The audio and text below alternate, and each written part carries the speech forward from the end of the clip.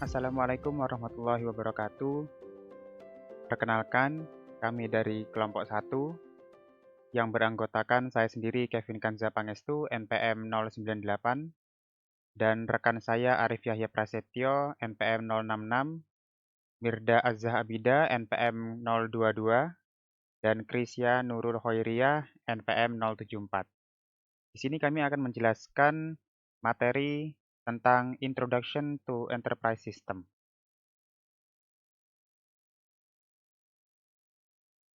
Jadi, pertama, asal-usul dari sistem enterprise itu sendiri. Dimulai dari organisasi bisnis yang terus berkembang menjadi semakin kompleks, yang diakibatkan oleh peningkatan lapisan hierarki manajemen dan peningkatan tingkat koordinasi lintas departemen. Mengakibatkan tidak ada satupun sistem informasi yang dapat mendukung semua kebutuhan bisnis yang dimiliki oleh setiap staf dengan kebutuhan dan persyaratan informasi yang berbeda-beda pada setiap lapisannya. Gambar piramida di samping menggambarkan tingkat manajemen dan kebutuhan informasi pada setiap tingkatan. Manajemen umumnya dikategorikan menjadi 3 tingkatan, yakni strategis, menengah, dan operasional. Piramida tersebut juga menilai dan menampilkan kinerja dari seluruh manajemen dalam organisasi. Sebagai contoh, CEO dari suatu perusahaan mungkin memerlukan laporan dengan cepat yang dapat menyatakan bagaimana kinerja produk mereka di pasaran dengan produk dari perusahaan lain selama periode waktu dan geografis yang berbeda daerah. Laporan seperti itu tidak berguna bagi manajer operasi yang lebih tertarik pada detail laporan penjualan semua produk yang menjadi tanggung jawabnya dalam 1 bulan terakhir. Oleh karena itu, piramida menunjukkan bahwa manajer di tingkat yang lebih tinggi memerlukan jumlah informasi yang lebih sedikit namun berisikan hal yang penting. Di sisi lain, manajer tingkat operasional membutuhkan informasi yang lebih detail dan tidak memerlukan analisis atau agregasi tingkat tinggi. Disinilah muncul sebuah sistem perusahaan yang dirancang untuk dapat melayani setiap kebutuhan tingkatan manajemen pada suatu organisasi. Selanjutnya, apa itu ERP? ERP atau Enterprise Resource Planning yang dalam bahasa Indonesia memiliki arti sebagai sistem perencanaan sumber daya perusahaan merupakan sebuah jenis khusus dari sistem perusahaan untuk mengintegrasikan data lintas dan komprehensif dalam mendukung semua fungsi utama dalam organisasi. Dalam buku referensi yang kami gunakan, yakni Enterprise System for Management edisi kedua, sistem enterprise mengacu sebagai sistem ERP, karena sebutan ERP ini lebih populer di kalangan industri IT. Berdasarkan gambar di samping, ERP pada dasarnya sebuah sistem informasi yang mendukung fungsi perusahaan seperti akuntansi, keuangan, pemasaran, dan persyaratan produksi organisasi. Sistem ERP termasuk sistem web-enabled, yang berarti menggunakan klien web yang membuatnya dapat diakses oleh semua karyawan, klien, mitra, dan vendor organisasi kapan saja dan di mana saja. Untuk tujuan pemakaian dari sistem ERP sendiri, yang pertama yakni membuat aliran informasi menjadi dinamis dan langsung, sehingga meningkatkan kegunaan dan nilai informasi. Yang kedua, beberapa perusahaan memilih menggunakan sistem ini untuk meningkatkan efisiensi rantai pasok, meningkatkan akses pelanggan ke produk dan layanan, dan mengurangi biaya operasi. Yang ketiga, mengintegrasikan departemen dan fungsi di seluruh organisasi ke dalam infrastruktur tunggal yang melayani kebutuhan setiap tingkat departemen. Berikut merupakan sejarah perjalanan dari sistem ERP. Yang pertama, berada di tahun 1960-an, yang memiliki sistem inventory management and control menggunakan platform mainframe dengan software generasi ketiga, contohnya seperti COBOL dan Fortran. Dia berfokus pada efisiensi yang dirancang untuk mengelola dan melacak bahan baku pada pesanan pembelian.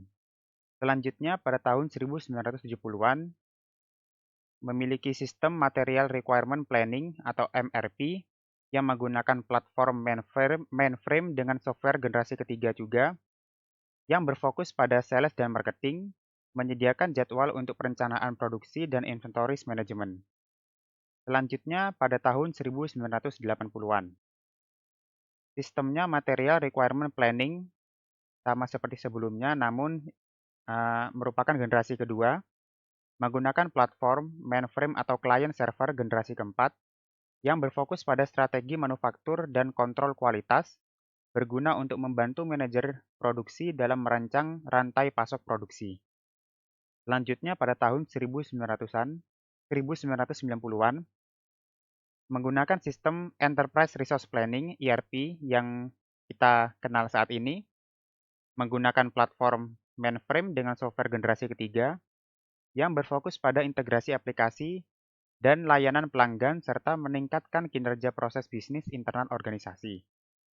Selanjutnya, pada tahun 2000-an, menggunakan sistem Enterprise Resource Planning generasi kedua dengan menggunakan platform client server, menggunakan web, open source generasi kelima seperti aplikasi SCM dan CRM yang berfokus pada kelincahan dan lingkungan global pelanggan serta lebih siap untuk operasi e-bisnis.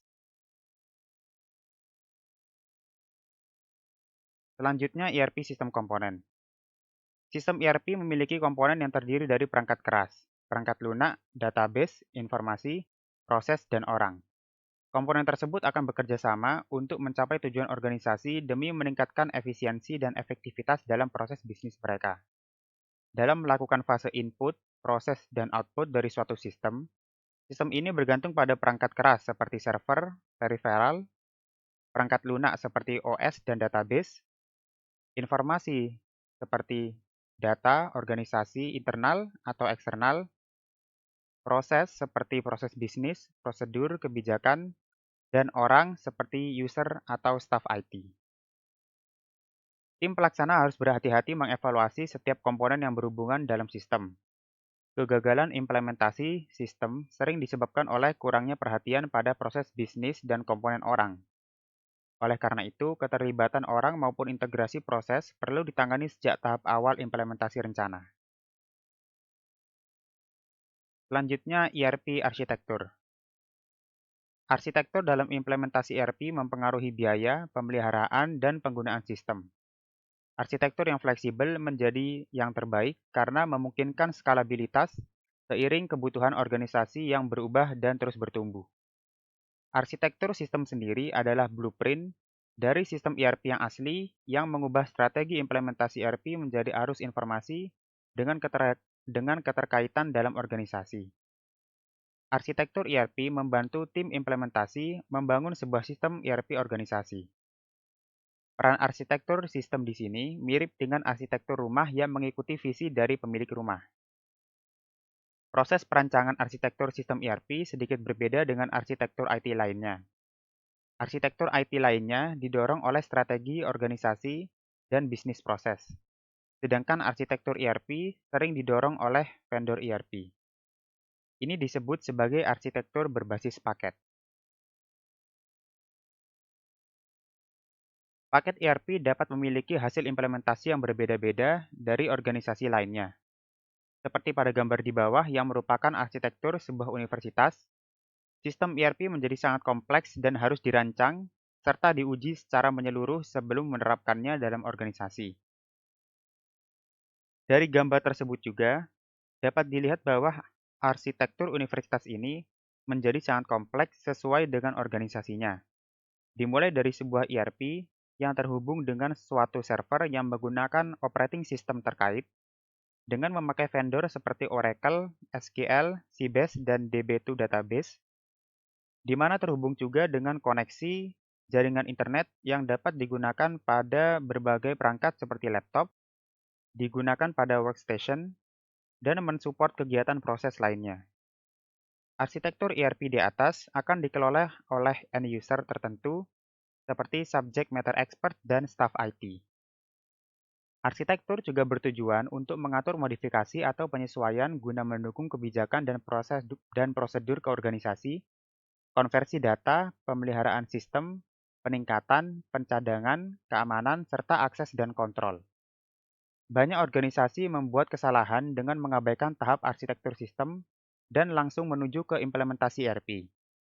Hal ini berbahaya karena organisasi tersebut tidak mempersiapkan pemeliharaan jangka panjang pada sistem mereka.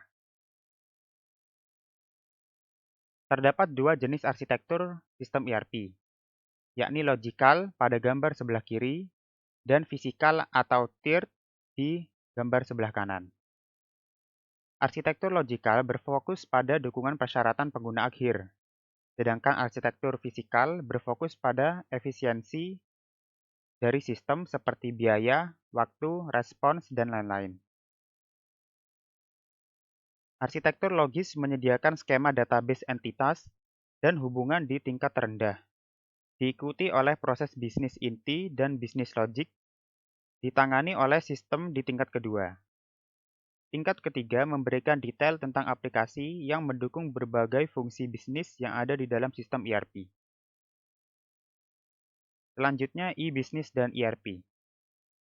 ERP dan e-business berkembang bersamaan sejak tahun 1990-an. Namun banyak orang berasumsi bahwa ERP akan tertinggal. Prediksi awal menyatakan keduanya akan bersaing untuk pasar yang sama. Namun muncullah beberapa kesamaan, yakni sama-sama menyediakan platform untuk integrasi sistem. Oleh karena itu, e-business dan ERP lebih cocok saling melengkapi daripada bersaing. Untuk e-business sendiri, lebih baik untuk berbagi data dan kolaborasi data tidak terstruktur. Sedangkan untuk ERP, lebih baik untuk berbagi data dan kolaborasi data yang terstruktur. Untuk e-business, dia fokus pada integrasi eksternal seperti antar organisasi. Namun untuk ERP, dia berfokus pada integrasi data internal. Untuk selanjutnya akan dilanjutkan oleh rekan saya. Terima kasih. Oke, selanjutnya saya akan menjelaskan tentang siapa saja yang biasa menggunakan ERP. Mungkin di sini akan menjelaskan orang-orang yang terlibat dengan ERP sendiri. Nah, di sini yang pertama yaitu manajemen proyek. Nah, manajemen proyek di sini itu sangat diperlukan dalam pengimplementasian ERP. Nah, untuk menyatukan sebuah proyek dibutuhkan manajer proyek, di mana manajer proyek nanti itu akan mampu mengambil sebuah keputusan yang baik dan menciptakan tingkat kepercayaan tinggi serta akuntabilitas dengan semua stakeholder sendiri. Seperti gambaran dari segitiga manajemen proyek ini, di situ terdapat resource yaitu sumber daya, lalu scope yaitu cakupan dan juga waktu. Nah, di sini segitiga ini menggambarkan sebuah keseimbangan dari manajemen proyek sendiri. Bila mana ada perubahan di salah satu sisi segitiga, maka akan membuat sisi lainnya mengalami perubahan juga. Peran manajer proyek di sini merupakan pekerjaan yang paling menarik, tetapi dia juga memiliki resiko yang sangat tinggi untuk implementasinya. Manajer proyek yang sukses itu harus didorong oleh proses dan pemahaman nilai dari sebuah proyek, metodologi implementasi sendiri. Komponen kunci untuk manajemen proyek yaitu memahami dan mengkomunikasikan sistem ERP pada manajemen aplikasi sendiri. Selanjutnya yaitu peran konsultan. Konsultan sendiri di sini tidak semua organisasi atau perusahaan akan menggunakan konsultan ERP. Sebelum memulai proyek, memang suatu organisasi harus paham dan tahu di mana kemampuan organisasi tersebut untuk menuju kesuksesannya. Konsultan ini nantinya akan berperan dalam membantu organisasi guna memahami lebih lanjut dan menemukan nilai-nilai kemampuan yang ada di dalam sebuah organisasi itu. Nah, tingkat kematangan kemampuan itu bisa dimulai dari tingkat pertama yang paling tidak mampu hingga tingkat 5 yang paling mampu.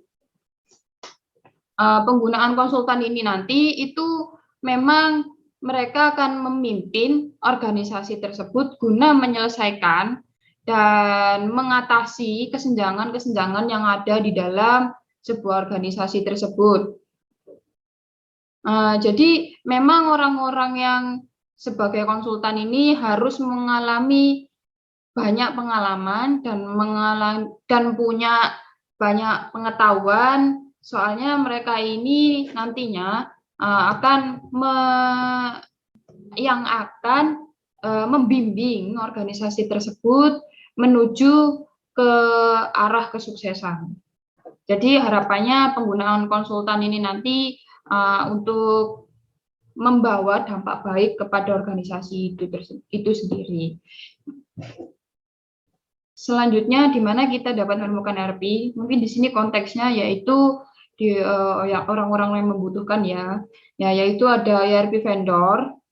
Vendor ini nanti itu yang menyediakan tenaga-tenaga ahli untuk membuat sistem ERP sendiri. Nah, yang di sebelah kanan ini ada tiga nama di Indonesia yang sudah dikenal membuat sistem ERP terpercaya. Seperti yang pertama ada Equip, yang kedua yaitu Deskera, yang terakhir yaitu Oracle NetSuite.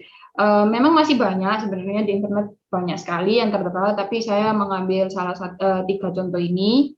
Nah, ERP vendor ini tidak semua perusahaan akan memakai vendor juga, tetapi memang jika menggunakan vendor-vendor ini harus mempertimbangkan banyak hal sebelum memilih vendor-vendor ini. Nah, jadi untuk memanfaatkan ERP sendiri itu harus membuat perancangan atau perencanaan serta apa saja masalah-masalah yang ada di dalam sebuah perusahaan sendiri, seperti kualitas atau efisiensi pekerja, terus untuk pengurangan biaya atau pengambilan keputusan yang sangat cepat atau seperti apa. Jadi tergantung kebutuhan perusahaan sendiri, seperti itu. Ya, sekian, terima kasih. Akan dilanjut oleh teman saya. Oke, baik. Nama saya Medra Azhabida, NPM 22 akan melanjutkan presentasi dari kelompok kami, yaitu Why is ERP? Sistem ERP ini memerlukan investasi besar dari sebuah organisasi dalam hal biaya, waktu, dan orang. Kemudian investasi ini dapat mencapai jutaan dolar selama beberapa tahun dan melibatkan ratusan orang dari organisasi. Manajemen dalam organisasi yang menerapkan sistem ini harus memperhitungkan manfaat dan keterbatasan sistem dari semua sudut pandang dan fokus pada gambaran besar untuk membenarkan investasi besar dalam sistem ini kepada para pemangku kepentingan. Komitmen ini tidak akan terinternalisasi kecuali melalui analisis manfaat dan keterbatasan. Berikut ini merupakan manfaat sistem dan keterbatasan dari sistem ERP. Integrasi data dan aplikasi di seluruh area fungsional organisasi, yaitu data dapat dimasukkan sekali dan digunakan oleh semua aplikasi dalam organisasi. Hal ini dapat meningkatkan akurasi dan kualitas data. Kemudian pemeliharaan dan dukungan sistem meningkat karena staf TI terpusat dan dilatih untuk mendukung kebutuhan pengguna di seluruh organisasi. Kemudian, pelatihan ulang staf dan personel TI ke sistem ERP baru dapat menghasilkan resistensi dan mengurangi produktivitas selama periode waktu tertentu. Kemudian, konsolidasi perangkat keras, perangkat lunak, dan sumber daya manusia dapat menjadi rumit dan sulit untuk dicapai. Kemudian, terdapat manfaat bisnis dan keterbatasan sistem ERP, yaitu meningkatkan kelincahan organisasi dalam merespon perubahan lingkungan untuk pertumbuhan dan mempertahankan pangsa pasar dalam suatu industri. Kemudian menghubungkan dan bertukar informasi secara real-time dengan mitra rantai pasokannya dapat meningkatkan efisiensi dan menurunkan biaya produk dan layanan. Kemudian, efisiensi proses bisnis ditingkatkan karena rekayasa ulang proses bisnis fungsi organisasi. Lalu keempat, yaitu perubahan, peran bisnis, dan batasan departemen dapat menciptakan pergolakan dan penolakan terhadap sistem baru. Kemudian yang terakhir yaitu pengurangan waktu siklus dalam rantai pasokan dari pengadaan bahan baku hingga produksi, distribusi, pergudangan, dan pengumpulan.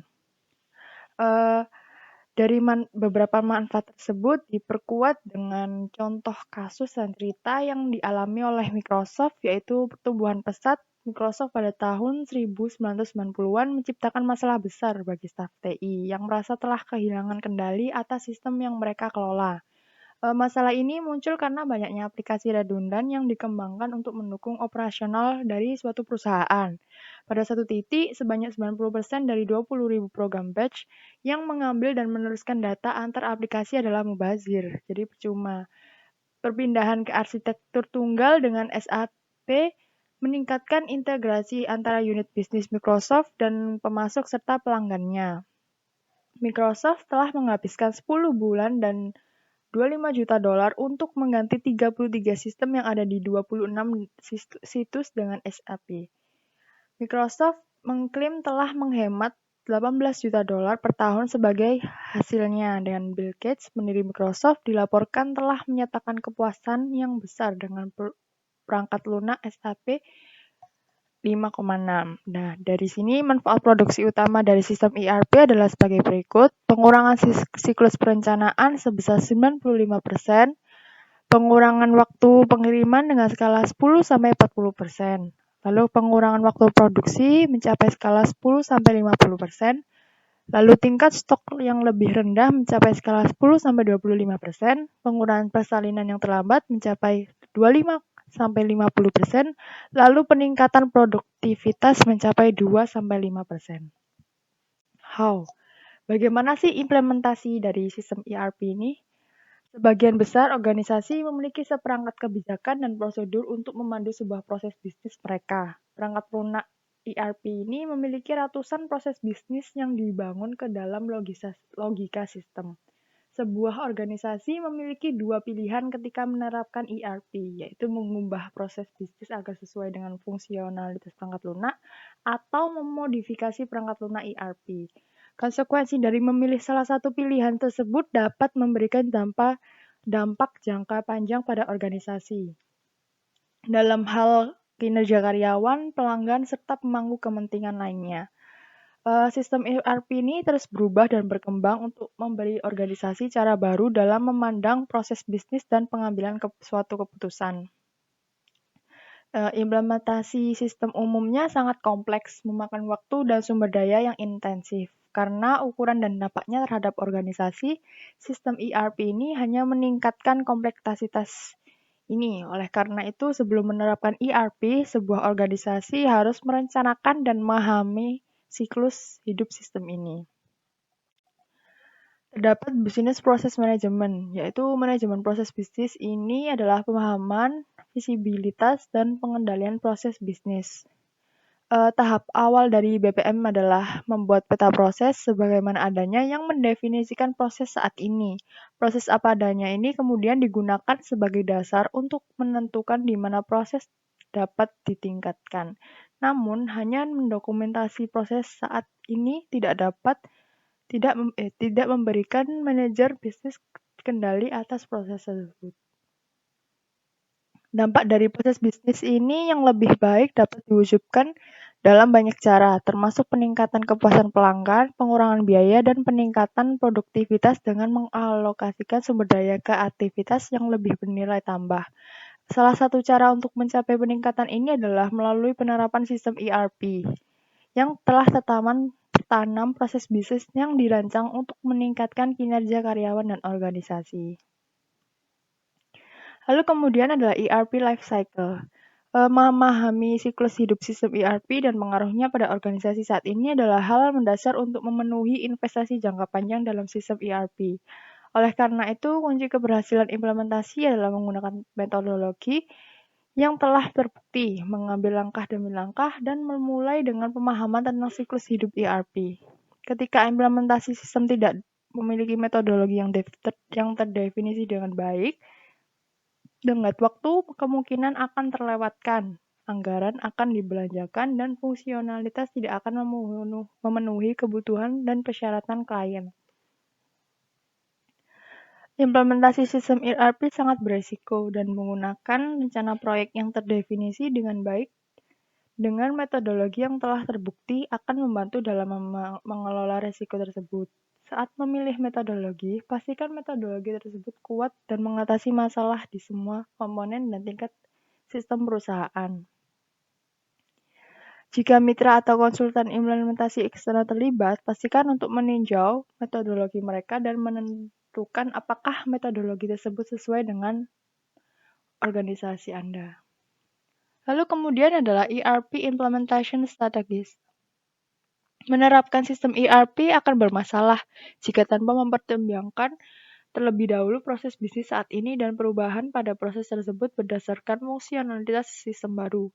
Jika proses bisnis tidak dianalisis dan dibandingkan dengan apa yang dapat dilakukan sistem baru, kemungkinan besar implementasinya akan memerlukan modifikasi sistem yang signifikan setelah implementasi.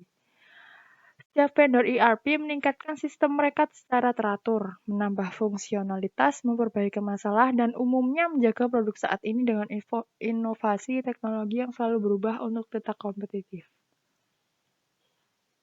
Lalu kemudian adalah software and vendor selection. Internet dan browser web telah menciptakan lingkungan yang kemungkinan sistem informasi bergerak keluar dari ruang belakang dan ke desktop di mana-mana. Sistem ERP terdiri dari aplikasi komputer yang mendukung dan menghubungkan semua aspek proses bisnis organisasi dan menawarkan tautan ke pelanggan dan pemasok. Sebelum memilih vendor, organisasi harus hati-hati mengevaluasi kebutuhan saat ini dan masa depan dalam sistem manajemen perusahaan. Penilaian kebutuhan ini dapat dimulai dengan sederhana dengan melihat ukuran organisasi dari segi jumlah karyawan yang akan mengakses aplikasi ERP. Penilaian harus melihat industri tempat organisasi itu berada dan area fungsional yang akan didukung oleh aplikasi ERP tersebut. Kriteria yang dikembangkan dari penilaian kebutuhan ini dapat membantu organisasi mempersempit vendor menjadi beberapa. Kemudian berikutnya adalah Operation and Post-Implementation. Dalam menilai kesiapan proyek pada ERP untuk go live, sangat penting untuk memfokuskan upaya tim memastikan bahwa tugas dan aktivitas diselesaikan sebelum ditayangkan. Misalnya pada Foxmeyer Truck benar-benar runtuh selama tahap stabilisasi setelah implementasi SAP pada akhir 1990-an dan mengajukan gugatan sebesar $500 juta terhadap SAP atau R3. Oleh karena itu, sebagian besar keberhasilan implementasi terletak pada proses stabilisasi dan dukungan pasca produksi. Stabilisasi adalah waktu dari go live hingga sekitar 90 hari setelahnya atau hingga jumlah masalah berkurang. Respon yang efektif terhadap masalah stabilisasi akan menentukan seberapa baik sistem diterima oleh pengguna akhir dan manajemen. 5 bidang stabilisasi penting meliputi pelatihan untuk pengguna akhir, dukungan reaktif, dukungan audit untuk memastikan kualitas data tidak terganggu oleh sistem baru, lalu perbaikan data untuk menyelesaikan migrasi data dan kesalahan yang diungkapkan oleh audit. Lalu yang terakhir adalah fitur dan fungsi baru untuk mendukung kebutuhan organisasi yang terus berkembang. Kemudian materi selanjutnya akan dijelaskan oleh rekan saya. When we need ERP, kapan sih kita butuh ERP? Semakin hari perusahaan yang kita jalankan kan akan semakin besar. Semakin besar perusahaannya, maka semakin banyak pula informasi yang berjalan. Maka dari itu, dengan informasi yang banyak itu harus kita kelola dengan baik sehingga mempermudah alur penyebaran informasinya. Saat itulah kita butuh ERP. Dengan ERP, informasi akan terkelola dengan baik sehingga penyebarannya lebih mudah dan cepat. Sekian dari kami. Terima kasih.